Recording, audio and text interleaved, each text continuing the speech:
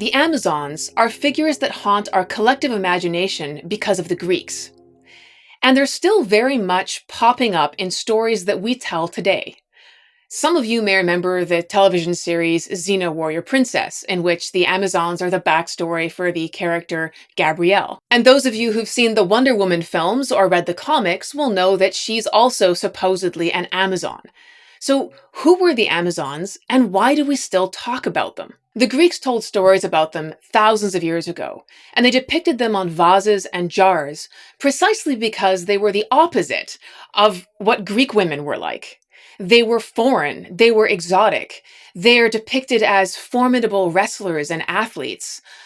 They are able to ride and shoot, they fight, and they're fully the equals of men in their capacity to seek glory and perform courageous acts. Greek women, by contrast, were expected to stay at home, and their interests were supposed to be entirely domestic. So the Amazons were thrilling for the Greeks because they were so completely contrary to everything that they knew and regarded as normal and natural. And while we've moved on in many ways from the way that the gender division was decided in Greek society, we now have countries where women are able to work outside the home and support themselves financially. In many ways, we're still telling stories about what women are and what they are by nature fitted to be that make the Amazons seem like a bizarre curiosity. We have these sort of biological destiny stories in which women are supposedly timid, not very brave, and best suited really for taking care of children and a home. We emphasize the nurturing parts of the female personality and their caring for others. And this is supposed to be fundamental to female identity by virtue of being a woman. The stories we tell our daughters today are often about Disney princesses who really just need a lovely dress and a nice man to find their happily ever after. What if I told you that these women warriors who rode and fought and died alongside their men are very much a part of history? How does that change these biological destiny stories that we're still telling about girls and women? Because stories matter. They change the way we understand ourselves and the limits of what we regard as possible. And if these Amazons are part of history that we've forgotten, then they give the lie to this very limited version of female identity that in many ways we're still dealing with. Because if women could be Amazons in the past, then there's nothing innate about them that prevents them from behaving in similar ways today. This is the story of the Amazons, and it needs to be told. You're listening to Villains and Virgins podcast, and this is the first episode in a mini-series on the Amazons. If you haven't subscribed already, be sure to do so on Spotify or YouTube or wherever you listen to your podcasts so you don't miss any of the episodes in this series. The word Amazon has a lot of connotations. I mean, if you hear it in daily conversation, probably the first association you have is with the online retailer where everyone buys their stuff. If you think a little more about it, you might think of the river running through South America that bears this name, Amazon. And as a matter of fact, the reason that river is called the Amazon is that there was a story about a female tribe of warriors who were supposed to live in that area. And so Europeans gave the river that name because of the women they thought inhabited the area. The source of many of these stories is Greek mythology, and that's where we get most of our ideas about what the Amazons were like, who they were, where they came from. There are many famous Greek stories in which the Amazons appear. They attack the city of Athens. They show up in accounts of the Trojan War.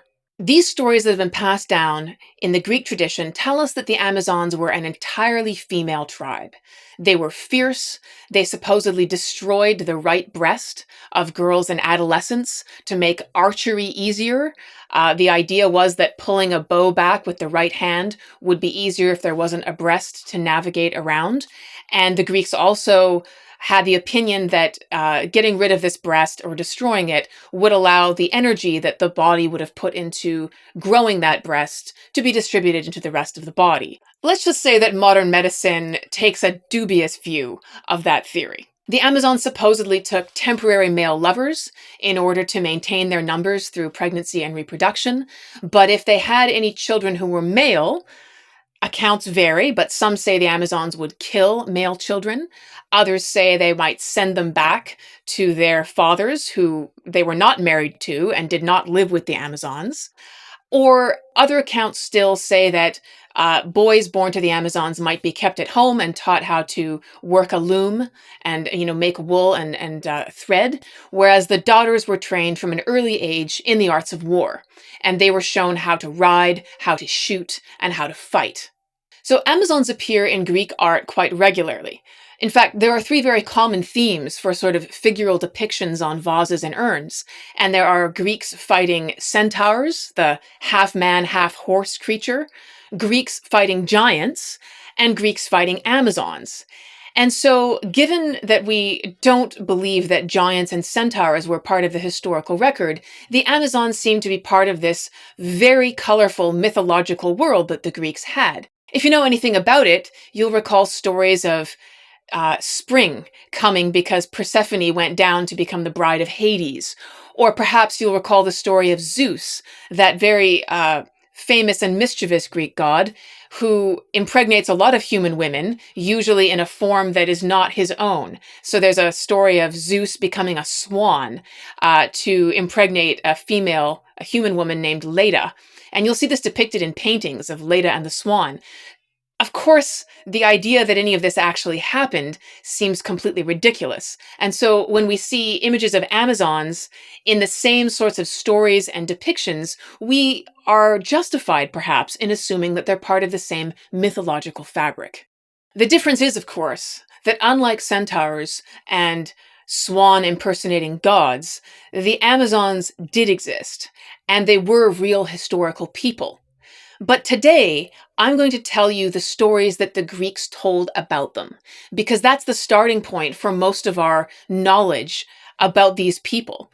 And in the next episode, we'll get into who they actually were and how that differs from the stories that we're familiar with. Many of the stories that the Greeks tell about the Amazons involve encounters that the Amazons have with major heroic mythological Greek figures, such as Heracles, whom the Romans called Hercules, or Theseus of the Minotaur fighting fame. So the first story I'm going to tell you has to do with Heracles, this Hercules, Greek strong man, who goes to visit the Amazons. And he goes to visit them because he's heard that the queen of the Amazons has this remarkable object. It's a golden girdle, so some sort of a belt. But it's special because it's not just a pretty adornment. It has some sort of magical power. It's very desirable. It makes the owner of that object more powerful. And so Heracles, or Hercules if you like, goes to visit them. He has an audience with the Amazon queen, Hippolyte, who's the owner of this girdle, and he asks her to give it to him. Inexplicably, she apparently agrees without any kind of negotiation. But many of her warriors, all of whom are female, are very concerned about this audience that their queen is having with this menacing Greek strongman. And they're actually afraid that he might do some harm to her, might maybe kidnap her. So in a defensive maneuver, they preemptively attack Heracles.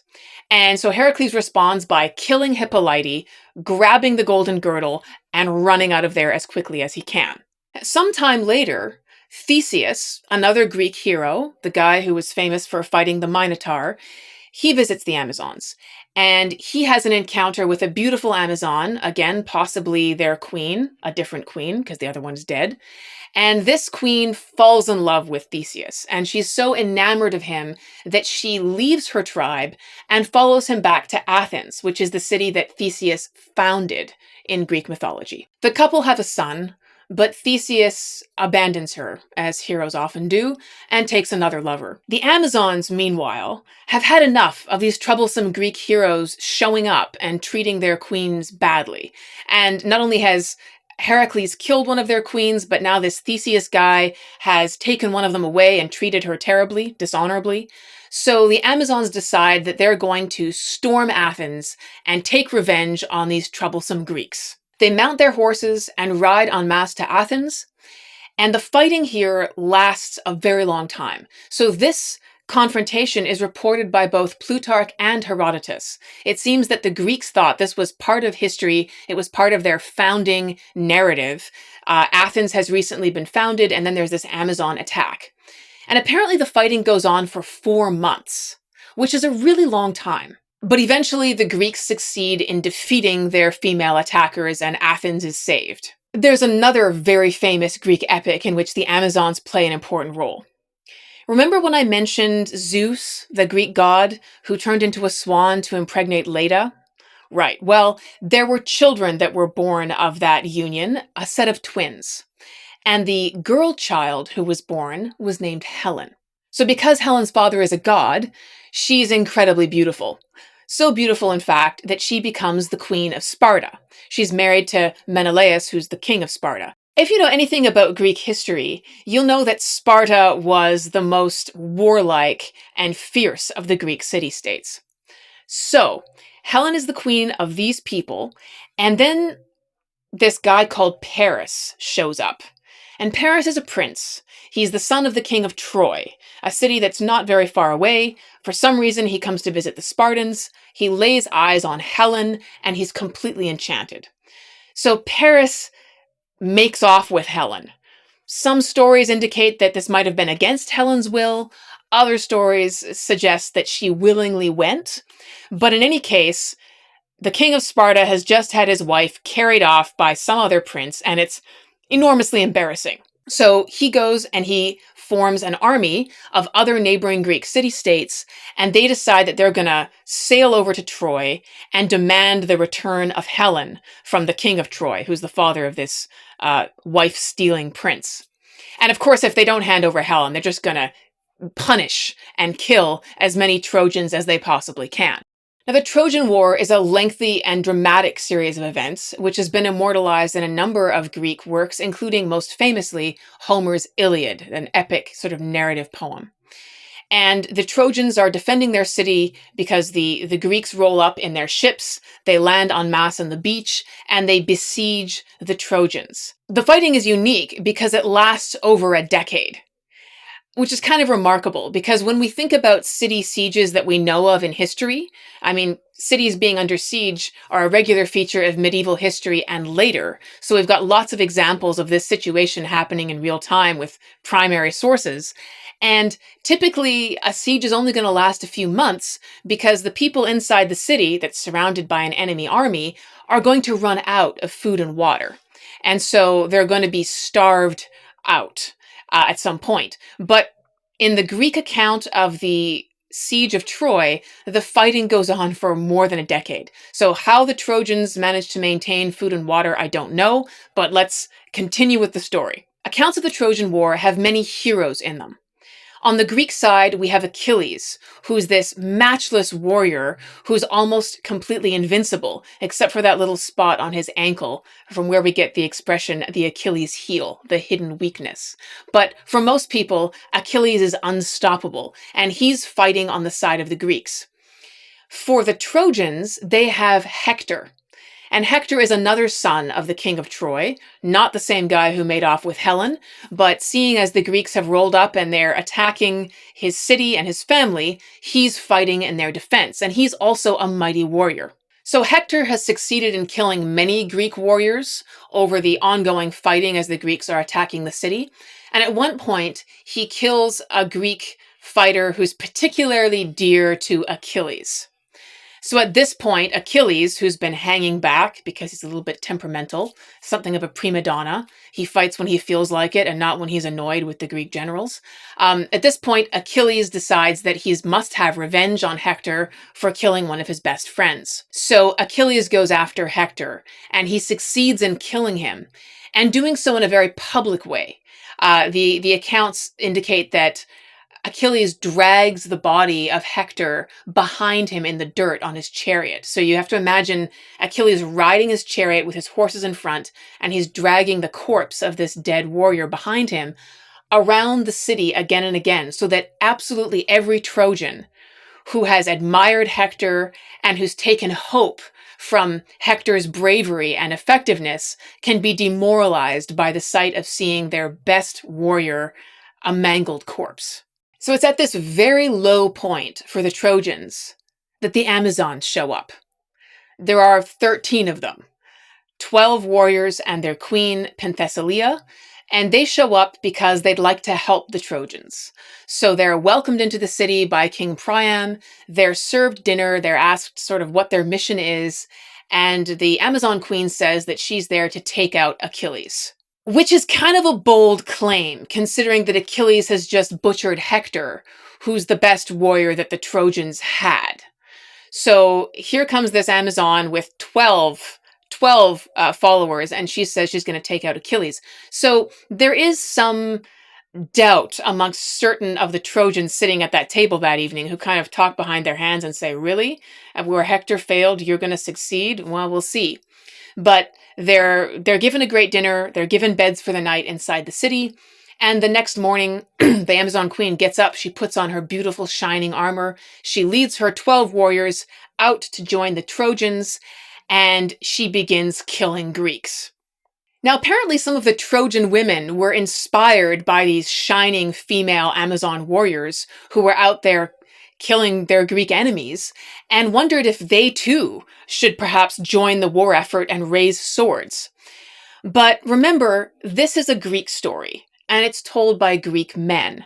So they insert the voice of a prudent housewife called Theono, who advises the Trojan women that war is best left to men, and they ought to busy themselves with their looms. And her advice nicely encapsulates the Greek view of what men and women were supposed to do. Men inherited the world of politics, of business, and of war, and women were expected to stay in their father's houses until they got married, at which point they stayed in their husbands' houses, and they worked with their looms, they made food, they looked after children, and that was pretty much it. Meanwhile, outside the gates of Troy, these 13 Amazons are hacking through a ridiculous number of Greek soldiers who lie groaning and dying in heaps around them. So this disturbance begins to reach the attention of Achilles, who's fighting somewhere else around the city, and he decides to head over and see what's going on. When Achilles gets close enough to see the Amazons, he has a face-off with Penthesilea, their queen, who's sitting in her armor mounted on her warhorse. And it kind of sounds like an inevitable face-off scene from a superhero movie. Here you have the biggest and baddest Greek warrior, and he's facing off with this terribly effective female superhero kind of figure.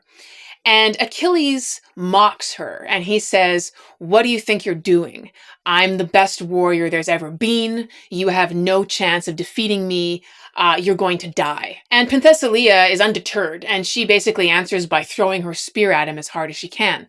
And the spear gets blocked by Achilles' shield, it shatters, and then Achilles attacks.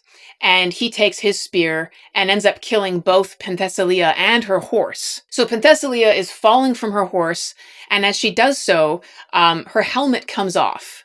And when her face is revealed, Achilles is horrified because she's drop dead gorgeous. And Achilles can't believe that he's just killed this woman that he now finds overwhelmingly attractive. And he's so distraught about it that he attracts some ridicule from another Greek fighter who kind of says, "What's wrong with you, you pervert? Like, are you interested in this enemy, this Amazon, this woman?" And Achilles is so upset that he actually turns around and knocks that guy's teeth out. And so he's bleeding all over the place. So he's very, very upset by having killed a woman that he would, under other circumstances, have liked to have a very different sort of relationship with. Still, when I read these Greek accounts of the Amazons as they appear in the Siege of Troy, it seems like there's some foolishness that's implied on the part of Penthesilea here. She shows up with only 12 of her followers. She says she's going to take on Achilles, and the doubt that is expressed even by the Trojans when they hear this seems to imply that she's being a bit foolish. I mean, if only she'd she'd been like a regular woman and, stayed with wearing pretty dresses, she could have been Achilles' mistress instead of a dead war hero. Then again, it might be precisely the fact that she was on a battlefield doing things that no Greek woman would ever do that made her so compelling for Achilles and for all the Greek audiences to this story. So what are we to make of these ancient Greek stories about Amazons? Why were they so popular? Why did they last and get retold again and again?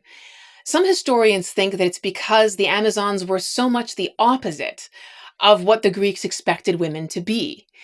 We don't hear of Greek women ever wrestling or riding horses, let alone wielding swords or bows. This was entirely unknown. So the Amazons are this foreign, exotic aberration from anything that normal, civilized Greeks would have been familiar with. And Greek goddesses like Athena might do some of these things. I mean, she's depicted as being involved in battles, but Athena was a goddess and she was not a model for anyone else's behavior. So just because Athena did something didn't mean that Greek women were permitted or expected or allowed to do anything similar. It's also interesting to note that in every Amazon battle with the Greeks, by which I mean Greek men, win.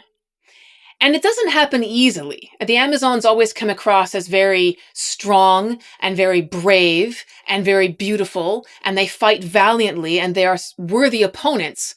But in the end, they always lose. And there's a triumph of Greek heroic models and Greek civilization over these people. No doubt the Greeks would have viewed it as a shame and a humiliation to be defeated in battle by women. So if it ever did happen, it wasn't part of the glorious retelling of heroic tales that is passed down.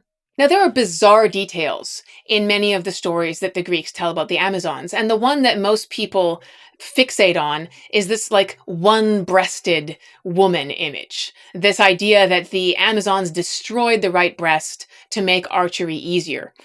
This is something that historians do not take seriously at all. There's no strategic or physical advantage in removing a breast to make one a better archer.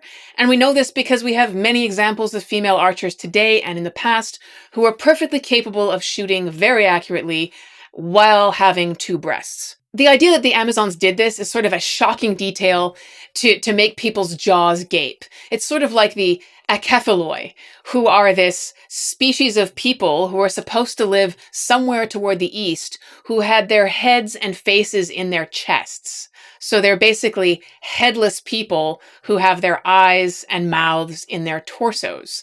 Of course, the Achilles never existed, but the story kept being told and told again because it was so bizarre. And that might be one reason that this fantasy about Amazons being one-breasted seems to have survived for so long. In fact, the Greeks themselves might not even have believed this one-breasted Amazon story, because whenever the Amazons are figuratively depicted on vases or urns or anything like that, they always are shown with two breasts. And they're wearing sparse athletic gear, which shows off their muscular legs and allows for easy movement. They're shown in action. They are beautiful. They are fighting. There's none of these images of being mutilated with having only one breast. Just because we have a Greek story about one-breasted Amazon women that's been passed down again and again, doesn't mean that the Greeks themselves believed it. Just imagine, for example, if our civilization were destroyed and some future explorer had to look back at some of our texts or our films to piece together what we believed. They might come across zombie stories, right, which are certainly in circulation. But if they didn't have a lot of evidence of other stories that we also watched, they might have a theory that we all lived in fear of the Walking Dead. So just because this story has survived doesn't mean that the Greeks all believed that it was literally true. And the Amazons in their behavior and in their appearance in Greek stories are almost constructed perfectly to go against Greek ideas of civilization and womanhood. It's almost as though, the one breast idea might be part of making them only half woman, a sort of symbolic physical change to indicate what they were in their lives and their behavior. In many ways, they almost serve as a dramatic foil, as the antagonist in a story whose behavior only serves to make the hero, or the protagonist, the Greeks, shine all the brighter. There's another story about a tribe of warriors led by a sword-wielding queen. And this one gets us a lot closer to the Amazons of history as opposed to the figures of myth. This story features the Persians, who were for many years the arch enemies of the Greeks. And it's recorded by Greek historian Herodotus. If you've seen the film 300, you'll know there were the epic battles between the brave Greek warriors against the massive, overbearing Persian army that was threatening Greek civilization. And this idea of the Persians as an existential threat to the Greeks comes across again and again in Greek accounts. There were many, many years of battle between the Persian armies and the Greeks.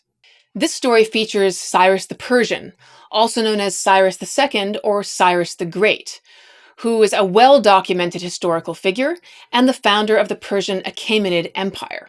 You may have heard of Cyrus in a class that discussed the origins of law or human rights, because he's one of the first rulers to iterate a law that has some conception of individual rights. This law is engraved in cuneiform text on a clay cylinder, sometimes called the Cyrus cylinder. Cyrus asserted that people should be able to choose their own religion, which was kind of a radical idea for the time, and also that individuals of different races ought to be treated equally.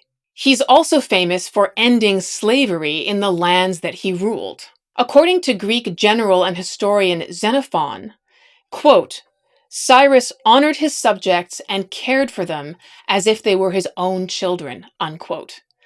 That's very high praise coming from a Greek, because the Greeks generally took a dim view of the Persians altogether. This same Cyrus also shows up in the Bible, in the books of Ezra and Daniel, because he freed the Israelites, who were then slaves in Babylon. So when Cyrus and the Persians conquer Babylon, Cyrus sets the Israelites free. They're no longer going to be slaves, and he allows them to leave Babylon and go back to their own lands and build their own cities. Cyrus is a fascinating character in his own right. He's born in approximately 580 BCE and lives to approximately 529 BCE. Now, the story that involves the Amazons occurs near the end of his life. Cyrus had turned his attention towards Central Asia and was then fighting with a nomadic tribe called the Massagetae. They were ruled by a very warlike queen called Tomyris. And because they were nomads and mounted steppe archers, they made for very difficult adversaries for people who had less mobile armies. And Cyrus was certainly not the first or the last to discover how difficult an adversary these sort of nomadic steppe tribes could be. You will recall many centuries later that the Huns and the Mongols also came from this geographical area, and their battle tactics were very similar. They were able to move extremely quickly. They were excellent riders, excellent archers, highly mobile in their fighting. They weren't a bunch of infantry who were going to stand and march and then do battles, single-handedly with swords. They were much harder to pin down, and therefore victory was a lot harder to secure. So Cyrus was having a lot of difficulty trying to defeat the Massagetae. So according to Herodotus, he hits on a different strategy. He lays out a banquet table, and he fills it with food and lots of alcohol. And then he and his forces retreat, and they leave that table sitting out there for the Massagetae to find. And a group of Massagetae do indeed come upon this table. One of the men in that war party is the son of the queen Tomyris. And when they find this table, they help themselves to the delicious food and to the alcohol. But because the steppe tribes weren't in the habit of drinking a lot of alcohol, it went to their heads very quickly. So very soon, you have these men whose bellies are full of food, and they've had a lot of alcohol, and they're passed out, unconscious around the table.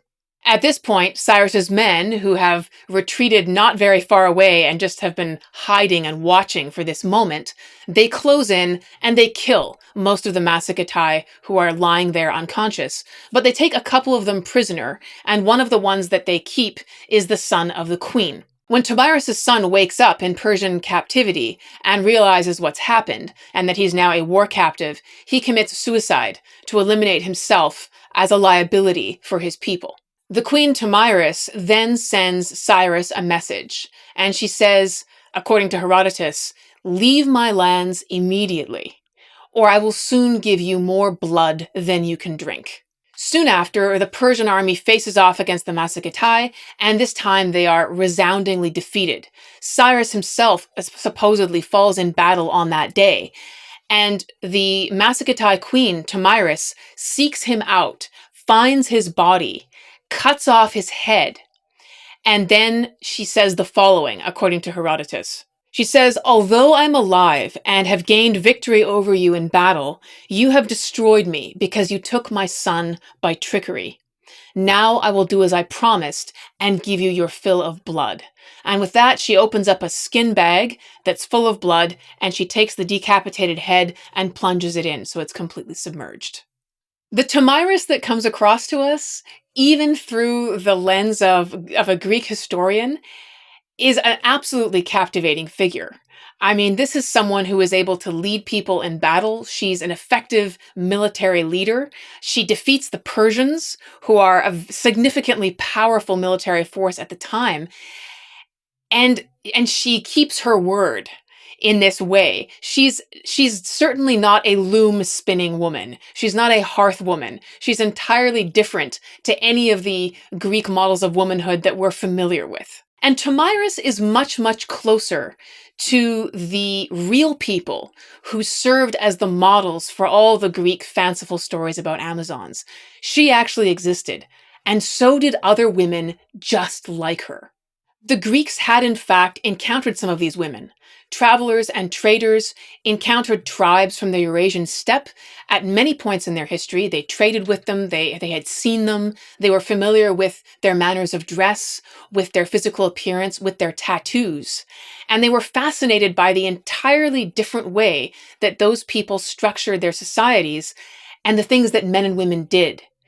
And the Greeks filled in a lot of the gaps, right? They didn't actually understand the daily life of these people or very much about the internal dynamics of these tribes. So they filled in a lot of the gaps in their knowledge with these imaginary and embellished details about giving away males and, hating men and doing all these sorts of things.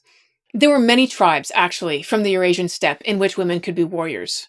And we now have historical evidence of their lives. It's only recently that some of these archaeological discoveries are overturning assumptions that we've made about the history of these areas and the people who lived in them. Join me in the next episode to meet the real Amazons of the Eurasian steppe. You've been listening to Villains and Virgins podcast, and if you've enjoyed this episode, please like, subscribe, and share it with someone else who you think would be interested in this story. You can find the podcast as an illustrated version on YouTube if you search for Eva Schubert, and also on my Instagram account under the same name, or you can listen to it as an audio file wherever you stream music or podcasts. Thank you for listening, and I look forward to sharing more gory stories of sword-wielding warriors with you in the next episode.